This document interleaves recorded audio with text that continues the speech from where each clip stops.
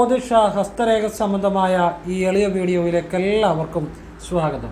ഇന്ന് പറയാൻ പോകുന്നത് ഈ പറയുന്ന ഒരു ദിക്കിലേക്ക് നോക്കി ഈ പറയുന്ന വരി ഉരുവിട്ടാൽ രാവിലെ മഹാലക്ഷ്മി നിങ്ങളുടെ വീട്ടിലേക്ക് വരും എന്നുള്ളതാണ്. അപ്പോൾ ആ ദിക്ക് ഏതാണ്, ഇത് വീട്ടിൽ നിന്നോ എവിടെ നിന്ന് വേണമെങ്കിലും ഉരുവിടാം. ആ വരി എന്താണ്, മന്ത്രം എന്താണ് എന്ന് ഞാൻ പറയുന്നുണ്ട്. ഇത് നിങ്ങളൊന്ന് ചെയ്തു നോക്കുക എന്ന് പറഞ്ഞാൽ വിശ്വാസത്തോടു കൂടി ചെയ്യണം, അല്ലാതെ ചെയ്തുകൊണ്ട് ഒരു കാര്യവും ഇല്ല കേട്ടോ. അത് ഞാൻ എപ്പോഴും പറയുന്ന കാര്യമാണ്.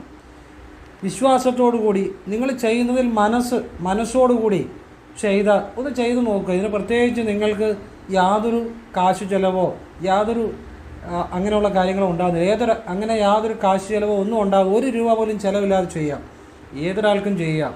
എന്നാൽ ചെയ്തു നോക്കുക. ഫലമുണ്ടായാൽ നിങ്ങളുടെ ജീവിതം മാറി. ഇത് ചെയ്തവർക്ക് ഫലമുണ്ടായിട്ടുണ്ട്. അപ്പോൾ അതുപോലെ ആത്മാർത്ഥമായിട്ട് ചെയ്യാൻ ശ്രമിക്കുക. ഞാൻ ഈ വിദ്യയെക്കുറിച്ച് ശരിയായിട്ട് പറഞ്ഞു തരുന്നുണ്ട്. അപ്പോൾ അത് മുഴുവൻ മനസ്സിലാക്കാൻ ശ്രമിക്കുക. ഏതൊരാൾക്കും പ്രയോജനം ലഭിക്കുന്ന കാര്യമാണ്. നല്ല കാര്യങ്ങൾ മാത്രമാണ് ഞാൻ പറയുന്നത്. കാരണം ഞാൻ ശിവനെ ഉപാസിക്കുന്ന ആളാണ്, ഭഗവാനിൽ വിശ്വസിക്കുന്ന ആളാണ്. ഭഗവാനല്ലാതെ എന്നെ സംബന്ധിച്ച് യാതൊന്നുമില്ല. ക്രിയായോഗ ഗുരുവിൽ നിന്ന് സ്വീകരിച്ചതാണ്. അപ്പോൾ നമ്മൾ അങ്ങനെയുള്ള ഏതൊരാളുടെയും ജീവിതം മാറ്റുന്ന നല്ല രീതിയിലുള്ള ഏതൊരാൾക്കും ചെയ്യാവുന്ന ലളിതമായ കാര്യങ്ങളെ ഞാൻ പറയാറുള്ളൂ. അത് ശരിയായിട്ട് ചെയ്തവർക്കൊക്കെ ഗുണം ഉണ്ടായിട്ടുണ്ട്. വിശ്വാസത്തോടു കൂടി മനസ്സിലാക്കി ചെയ്യേണ്ട രീതിയിൽ നിങ്ങളും അങ്ങനെ ചെയ്താൽ നിങ്ങളുടെ ജീവിതത്തിൽ അത് വലിയൊരു മാറ്റമായിരിക്കും. ശരിയായിട്ട് മനസ്സിലാക്കി ചെയ്യാൻ ശ്രമിക്കുക. വിശദമായിട്ട് പറഞ്ഞു തരാം. ഇനി അതോടൊപ്പം വീഡിയോ നിങ്ങൾക്ക് ഇഷ്ടപ്പെട്ടെങ്കിൽ സബ്സ്ക്രൈബ് ചെയ്യുക, ലൈക്ക് ചെയ്യുക, നല്ല ആളുകളിലേക്ക് ഷെയർ ചെയ്യുക. അതോടൊപ്പം ബെൽ ബട്ടൺ കൂടി ക്ലിക്ക് ചെയ്താൽ പുതിയ വീഡിയോകൾ നിങ്ങളിലേക്ക് എത്താൻ വേണ്ടി സഹായിക്കും. ഇനിയിപ്പോൾ ഞാനിത് എല്ലാ വീഡിയോയിലും നിങ്ങൾ ഷെയർ ചെയ്യണം എന്നൊക്കെ പറയുന്നൊരു കാര്യം എന്നാന്ന് ചോദിച്ചാൽ, ഒരു വീഡിയോ ചെയ്യുമ്പോൾ അതിനോടൊരു നീതി പുലർത്തണം. അതിൻ്റെ ഭാഗമായിട്ട് പറയുന്നതാണ്. ഓരോ വീഡിയോയുടെ ആ നീതി പുലർത്തേണ്ടതായിട്ടുണ്ട്.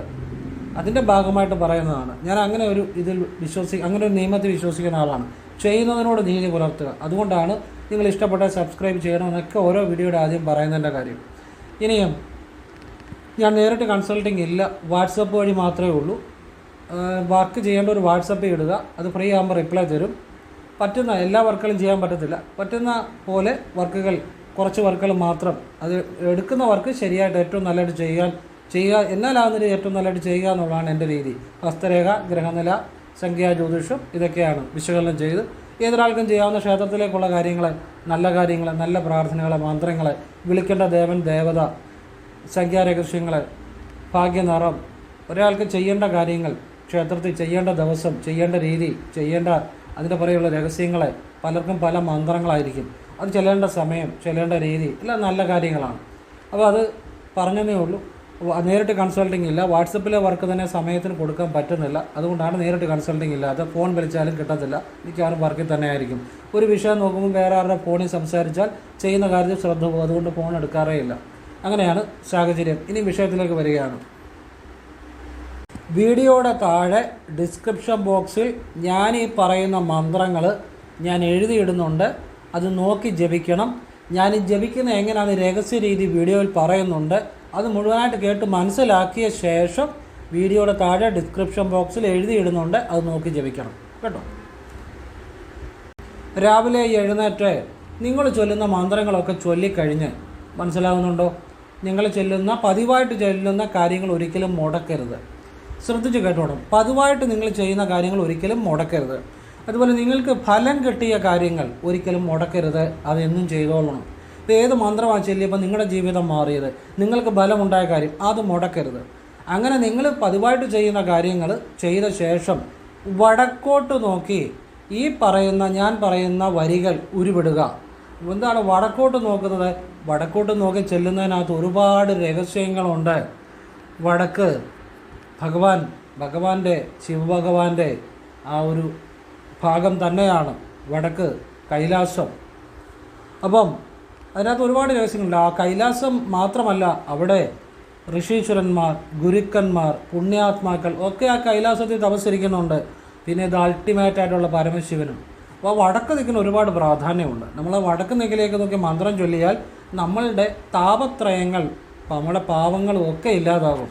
അപ്പം വടക്കോട്ട് നോക്കി ഓം നമോ നാരായണായ എന്ന് 1 മിനിറ്റോ അല്ലെങ്കിൽ 3 തവണയോ ജപിക്കാം. അതൊക്കെ നിങ്ങളുടെ ഇഷ്ടം. 1 മിനിറ്റ് ജപിച്ചാൽ കുറച്ച് പെട്ടെന്ന് കൂടുതൽ ബലം ലഭിക്കും. 3 തവണ ജപിച്ചാൽ ചിലപ്പം കുറച്ച് കൂടുതൽ ദിവസം ജപിക്കേണ്ടതായി വരും. അതൊക്കെ നിങ്ങളുടെ ആവശ്യം അനുസരിച്ച് ചെയ്യുക. 1 മിനിറ്റോ 3 തവണയോ ജപിക്കാം. ഓം നമോ നാരായണായ. അതിനുശേഷം ഈ പറയുന്ന മഹാലക്ഷ്മിയുടെ മന്ത്രവും കൂടെ ജപിക്കുക. ഓം ശ്രീം ഹ്രീം ശ്രീം കമലേ കമലാലയേ പ്രസീദ പ്രസീദ ശ്രീം ഹ്രീം ശ്രീം മഹാലക്ഷ്മിയേ നമഃ. ഇങ്ങനെ അത് 3 തവണയോ 1 മിനിറ്റോ ജപിക്കാം.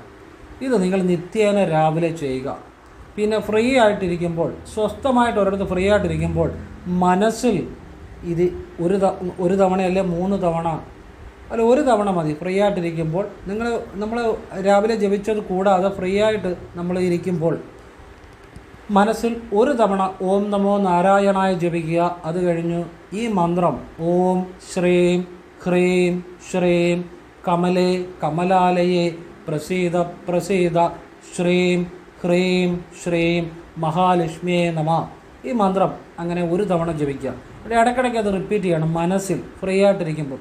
ഇങ്ങനെ ഈ 2 രീതിയിലും ജപിക്കണം. രാവിലെ ഈ പറഞ്ഞ രീതി വാ കൊണ്ട് ഉച്ചരിച്ച് ജപിക്കണം, വടക്കോട്ട് നോക്കി. അല്ലാതെ നമ്മൾ ഒരു ദിവസം തന്നെ പല സമയങ്ങളിൽ ഫ്രീ ആയിട്ടിരിക്കുമ്പോൾ മനസ്സിൽ ഓരോ തവണ വീതം ജപിക്കുക. അങ്ങനെ ഇടയ്ക്ക് ആവർത്തിക്കുക. സത്യമായിട്ട് ഞാൻ പറയുന്നു, ഇത് നിങ്ങളുടെ മനസ്സിൽ ഭഗവാനിൽ സമർപ്പിച്ച് മഹാലക്ഷ്മിയെ സമർപ്പിച്ച് ചെയ്താൽ മഹാലക്ഷ്മി നിങ്ങളുടെ കൂടെ ഉണ്ടാകും. ഭഗവാന്റെ അനുഗ്രഹവും നാരായണൻ്റെ അനുഗ്രഹവും ഉണ്ടാകും. നിങ്ങൾക്ക് സാമ്പത്തികം വരും. ഒരു സംശയം വേണ്ട. ഇതുപോലെ ചെയ്യണം. ഇപ്പം നമ്മൾ എന്ത് കാര്യമാണേലും ചെയ്തു എന്ന് പറയുന്ന കാര്യമല്ല. അല്ലെ എനിക്ക് വിശ്വാസമുണ്ട്, ഞാൻ ഇതൊന്ന് വിശ്വസിച്ചാണ് ചെയ്തത്, ഇങ്ങനെ പറയുന്ന കാര്യമില്ല. ചെയ്യുമ്പോൾ നമ്മുടെ മനസ്സ് ആ ദേവനിൽ അല്ലെ ആ ദേവതയിൽ നിൽക്കണം. പിന്നെ ചെയ്തു കഴിഞ്ഞ് അതിനെക്കുറിച്ച് ചിന്തിക്കുകയും ചെയ്യരുത്. ചെയ്തു കഴിഞ്ഞ് ചിന്തിക്കുന്ന നമുക്ക് സംശയമുള്ളതുകൊണ്ടാണ്. അങ്ങനെ ചെയ്താലേ ഫലം ഉണ്ടാകത്തുള്ളൂ. അല്ലാതെ നമ്മൾ എത്ര ചെയ്തെന്ന് പറഞ്ഞാലും എന്ത് ചെയ്തെന്ന് പറഞ്ഞാലും ഒരു കാര്യമില്ല, വെറുതെ സമയം കളയാവുന്നേ. യാന്ത്രികമായിരിക്കും. യാന്ത്രികമായിട്ട് ചെയ്യുന്ന കാര്യങ്ങൾ അത് വലിയ ഫലം കിട്ടണമെന്നില്ല. മനസ്സിരുത്തി ചെയ്യുന്ന കാര്യങ്ങൾ മാത്രമേ മനസ്സിലേക്ക് എത്തത്തുള്ളൂ. അതുകൊണ്ടാണ് നിങ്ങൾ ചെയ്യുന്ന കാര്യത്തോട് ആത്മാർത്ഥമായിട്ട് സത്യസന്ധമായി സംശയമില്ലാതെ ചെയ്താൽ അത് ഫലമാകും എന്ന് ഞാൻ പറഞ്ഞത്. അപ്പോൾ ഇത് ഇങ്ങനെ ചെയ്യുക. വടക്ക് ദിക്കിലേക്ക് നിങ്ങൾ നോക്കി അതുപോലെ ഈ ഗുരുചരണം ശരണം എന്ന് 3 തവണ ജപിക്കുന്നത് നല്ലതാണ്. വളരെ പെട്ടെന്ന് ഗുരുക്കന്മാരുടെ അനുഗ്രഹം കിട്ടും. ഗുരുക്കന്മാരുടെ അനുഗ്രഹം എന്ന് പറഞ്ഞാൽ അത് വിലമതിക്കാനാകുകയില്ല. ഗുരുക്കന്മാരുടെ അനുഗ്രഹം അത് ഞാനൊരു രഹസ്യമാണ് പറഞ്ഞു തരുന്നത്. വടക്ക് ദിക്കിലേക്ക് രാവിലെ നോക്കി അത് നിങ്ങൾക്ക് എപ്പം വേണമെങ്കിലും ജപിക്കാം. ഈ മന്ത്രം ചൊല്ലുന്നതിന് മുമ്പോ ഇത് ചൊല്ലിക്കഴിഞ്ഞോ എപ്പം വേണമെങ്കിലും ജപിക്കാം. വടക്ക് ദിക്കിലേക്ക് നോക്കി ഗുരുചരണം ശരണം. ചരണം എന്ന് വെച്ചാൽ പാദം, ശരണം എന്ന് വെച്ചാൽ അഭയം. ഗുരുചരണം ശരണം എന്ന് 3 തവണ ജപിക്കുക. ഭക്തിയോടെ ജപിക്കണം, വിശ്വാസത്തോടെ ജപിക്കണം, സമർപ്പണ ബുദ്ധിയോടെ ജപിക്കണം. ജപിച്ചു കഴിഞ്ഞ് പിന്നെ അതിനെക്കുറിച്ച് ചിന്തിക്കരുത്. പറഞ്ഞ മനസ്സിലായില്ലേ? അങ്ങനെ ചെയ്യണം. ഇപ്പോൾ അതൊരു വലിയ അനുഗ്രഹം കിട്ടും ഗുരുക്കന്മാരുടെ. ഏത് ഗുരുക്കന്മാരുടെ? നമ്മുടെ ജീവിച്ചിരിക്കുന്ന ഗുരുക്കന്മാരുടെ അല്ല. ഹിമാലയത്തിൽ സൂക്ഷ്മരൂപികളായിരിക്കുന്ന ആ ശിവനെ പ്രാപിച്ച അല്ലെ ശിവനായി തീർന്ന മഹാതപസ്വികളുടെ പുണ്യാത്മാക്കളുടെ അനുഗ്രഹം നിങ്ങൾക്ക് വന്നു ചേരും. ഇതൊരു രഹസ്യവിദ്യയാണ് ഈ പറഞ്ഞിരുന്നത്. പറഞ്ഞ മനസ്സിലാകുന്നുണ്ടോ? ഇതൊരു രഹസ്യവിദ്യയാണ്. ഇനി നിങ്ങൾ വടക്കോട്ട് നോക്കി ഗുരുചരണം ശരണം എന്ന് 3 തവണ ജപിക്കുമ്പോൾ ദൃഷ്ടി വടക്കോട്ടായിരിക്കണം, നിങ്ങളുടെ ശ്രദ്ധ ഉച്ചിയിലായിരിക്കണം. നിങ്ങൾക്ക് പെട്ടെന്ന് അനുഗ്രഹം കിട്ടും. മനസ്സിലായോ? ദൃഷ്ടി തെക്കോട്ട് തന്നെ അല്ല, തെക്കോട്ടല്ല, വടക്കോട്ട്. പറഞ്ഞ് മാറിപ്പോയതാണ്. ഒന്നുകൂടെ വ്യക്തമായിട്ട് പറയാം. നമ്മൾ നോക്കുന്ന വടക്കോട്ടായിരിക്കണം, നമ്മുടെ ശ്രദ്ധ ഉച്ചിയിലായിരിക്കണം. അങ്ങനെ ചെല്ലണം. ഗുരുചരണം ശരണം, ഗുരുചരണം ശരണം, ഗുരുചരണം ശരണം. ഈ ഗുരുക്കന്മാരുടെ അനുഗ്രഹം എന്ന് പറഞ്ഞാൽ ഭയങ്കരമാണ്. നിങ്ങൾക്കത് ശരിയായിട്ട് അറിയാമോ ഇല്ലയോ എന്ന് എനിക്കറിയില്ല. ഗുരുക്കന്മാരുടെ അനുഗ്രഹം കിട്ടിക്കഴിഞ്ഞാൽ, ഗുരുക്കന്മാരെന്ന് ഉദ്ദേശിക്കുന്നത് ഞാൻ പറഞ്ഞു ഹിമാലയത്തിലുള്ള ശരീരമില്ലാതെ സൂക്ഷ്മരൂപികളായിട്ടുള്ള ഗുരുക്കന്മാരെയാണ് ഞാൻ ഉദ്ദേശിക്കുന്നത്. അല്ലാതെ നിങ്ങളെപ്പോലെ തന്നെ നിങ്ങളുടെ കൂടെ ജീവിച്ച്, നിങ്ങളെപ്പോലെ തന്നെ ജനിച്ച് മരിച്ച് നിങ്ങളിലൊരാളായി ജീവിക്കുന്ന അത്തരത്തിലുള്ള ശരീരമുള്ള ഗുരുക്കന്മാരെ അല്ല. അതായത് ശിവനായി തീർന്ന, ശിവചൈതന്യമായി തീർന്ന, ശരീരമില്ലാതെ സൂക്ഷ്മരൂപത്തിൽ കുടികൊള്ളുന്ന മഹാതപസ്വികളും മഹാപുണ്യാത്മാക്കളും പ്രപഞ്ചമായി തീർന്ന ഗുരുക്കന്മാരെയാണ് ഞാൻ പറയുന്നത്. മനസ്സിലാവുന്നുണ്ടോ? ഇനിയും ഇതിൻ്റെ ഒരു രഹസ്യം പറഞ്ഞുതരാം. ഏത് കാലക്കേട് വന്നാലും ഇതുപോലെ വടക്കോട്ട് നോക്കി നിന്ന് ഗുരുചരണം ശരണം, ഗുരുചരണം ശരണം, ഗുരുചരണം ശരണം എന്ന് ഞാൻ പറഞ്ഞ രീതിയിൽ ഒന്ന് കാലും മുഖം കൈ ഒന്ന് അനച്ചേക്കണം. കഴുകിയിട്ട് വേണം ഇത് ചെയ്യാൻ. വടക്കോട്ട് നോക്കി ഗുരുവിൻ്റെ വിദ്യ കേട്ടോ. അപ്പം അവിടെ നിങ്ങളൊരു ഗുരുവിനെ സങ്കല്പിക്കേണ്ട. നിങ്ങൾ വടക്കോട്ട് നോക്കി, തെക്കല്ല വടക്ക് കേട്ടോ, വടക്കോട്ട് നോക്കി ദൃഷ്ടി വടക്കോട്ടായിരിക്കണം, കണ്ണ് തുറന്നായിരിക്കണം, വാ കൊണ്ട് ഉച്ചരിച്ച് ഉച്ചിയിൽ ശ്രദ്ധിച്ച്, ഉച്ചിയിലാണ് സഹസ്രാരം, ശ്രദ്ധിച്ച് ഗുരുചരണം ശരണം, ഗുരുചരണം ശരണം, ഗുരുചരണം ശരണം എന്ന് ചൊല്ലിയാൽ മതി. ദിവസവും രാവിലെയും സന്ധ്യയ്ക്കും ചെയ്തു പോകുക. ഇത് നിങ്ങൾ 1 മിനിറ്റ് ചെല്ലുകയാണെങ്കിൽ പെട്ടെന്ന് ജീവിതത്തിൽ ഗുണമുണ്ടാകും. രാവിലെ വൈകിട്ട് 1 മിനിറ്റ് വീതം ചെല്ലുകയാണെങ്കിൽ, 1 മിനിറ്റ് എന്ന് പറഞ്ഞാൽ ഏകദേശം കണക്ക് കൂട്ടിയാൽ മതി. ഇച്ചിരി കൂടിയാലോ കുറഞ്ഞാലോ ഒന്നും കുഴപ്പമില്ല. നിങ്ങളൊരാപത്തിൽ പെടുകയാണെങ്കിൽ, നിങ്ങളെ ആരും സഹായിക്കാനില്ലെങ്കിൽ, നിങ്ങളുടെ ബുദ്ധിയോ നിങ്ങളുടെ കഴിവോ നിങ്ങളുടെ പിടിപാടുകളോ നിങ്ങളുടെ സമ്പത്തിനോ നിങ്ങളുടെ ആരോഗ്യത്തിനോ നിങ്ങളെ രക്ഷപ്പെടുത്താൻ സാധിക്കുന്നില്ല എങ്കിൽ ഈ വിദ്യ ചെയ്താൽ മതി. വടക്കോട്ട് നോക്കി നിന്ന് ഗുരുചരണം ശരണം എന്ന് പ്രാർത്ഥിച്ചാൽ മതി. ഗുരുക്കന്മാരുടെ അനുഗ്രഹം ഉണ്ടാകും. ഗുരുക്കന്മാർക്ക് ഏത് ആപത്തിൽ നിന്ന് രക്ഷപ്പെടുത്താൻ പറ്റും, ഏത് നമ്മുടെ പ്രശ്നങ്ങളും പരിഹരിക്കാൻ പറ്റും, നമ്മുടെ എത്ര വലിയ മുൻജന്മ കർമ്മദോഷങ്ങളെ ഇല്ലാതാക്കാൻ പറ്റും, കർമാസിനെ ന്യൂട്രലൈസ് ചെയ്യാൻ പറ്റും. ഗുരുക്കന്മാർക്കാണത് പറ്റുന്നത്. പറഞ്ഞു മനസ്സിലായി? നമ്മുടെ ഈ വലിയ ഈശ്വരീയമായ അവസ്ഥയിൽ എത്തിത്തീർന്ന യോഗീശ്വരന്മാരെല്ലാം, അവർക്കെല്ലാം ഗുരുക്കന്മാരുണ്ടായിരുന്നു. ശ്രദ്ധിച്ച് കേൾക്കുക. അവർക്കെല്ലാം ഗുരുക്കന്മാരുണ്ടായിരുന്നു. അവരൊന്നും പുസ്തകത്തിൽ കണ്ട് ചെയ്തതല്ല. അവരൊന്നും ഓരോരുത്തരുടെ ഈ പുസ്തകത്തിൽ കണ്ടും അങ്ങനെ ചെയ്തു പോയ കാര്യങ്ങളൊന്നുമല്ല. അവർക്ക് ശരിയായ ഗുരുക്കന്മാരുണ്ടായിരുന്നു. ഗുരുവിൽ നിന്ന് കിട്ടിയ വിദ്യകളാണതെല്ലാം. അപ്പം ഗുരുവിന് നമ്മളുടെ പാപഫലങ്ങളെ, നമ്മുടെ കർമ്മദോഷങ്ങളെ, നമ്മളുടെ ചാപല്യങ്ങളെ, നമ്മളെ ചുറ്റിപ്പറ്റിയിരിക്കുന്ന ഗ്രഹദോഷങ്ങളെ, സമയദോഷങ്ങളെ, കാലദോഷങ്ങളെ എല്ലാം ഇല്ലാതാക്കാൻ പറ്റും. അപ്പം ഗുരുവിനാണ് അത് പറ്റുന്നത്. പിന്നെ ഈശ്വരനും. അപ്പം ഗുരു മാതാപിതാ, ഗുരു ദൈവം, ഗുരു കഴിഞ്ഞാണ് ഈശ്വരൻ. മനസ്സിലാകുന്നുണ്ടോ? അപ്പം ഗുരുവിനെ നിങ്ങളിങ്ങനെ വിളിക്കുക. ഒരു ഗുരുവിൻ്റെയും ചിത്രം മനസ്സിൽ സങ്കല്പിക്കേണ്ട ആവശ്യമില്ല.